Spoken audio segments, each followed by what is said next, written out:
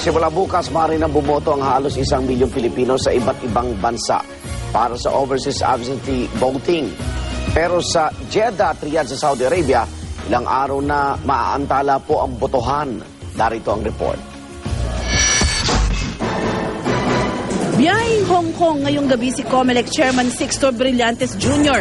Personal niyang pangangasiwaan ang pagsisimula roon ng overseas absentee voting ngayong Sabado. May mahigit 80,000 rehistradong botante sa Hong Kong, mahigit 8% ng kabuuang halos 1 milyong rehistradong overseas absentee voter sa buong mundo. Lahat sila pwedeng bumoto sa pagkasenador at party list representative. Automated ang eleksyon sa Hong Kong, gayon din sa Singapore, Kuwait, Jeddah at Riyadh sa Saudi Arabia at Abu Dhabi at Dubai sa United Arab Emirates. Sa ibang lugar naman, pwedeng bumoto ang mga kababayan natin sa pamamagitan ng personal na pagpunta sa mahigit 80 embahada o konsulado o pagpapadala ng mga balota sa koreo. Pero ang botohan sa Riyadh na may mahigit 50,000 overseas Filipino voter, posibleng sa April 15 o 16 pa masimulan. Bunsod ng pagkaantala ng gagamiting mga ballot box sa customs ng Saudi.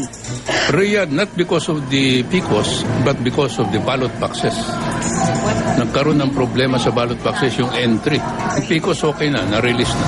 Ang botohan naman sa Jeddah na may mahigit 30,000 botante sa Martes na magsisimula. Pero di gaya sa Riyadh, dadagdagan ng 1 oras ang voting hours sa Jeddah simula alas 8 ng umaga hanggang alas 6 na ng gabi. Magtatagal ang OAB hanggang sa mismong araw ng eleksyon sa May 13. Para sa saksi, Ana Mari Balani Puduranan nag-uulat.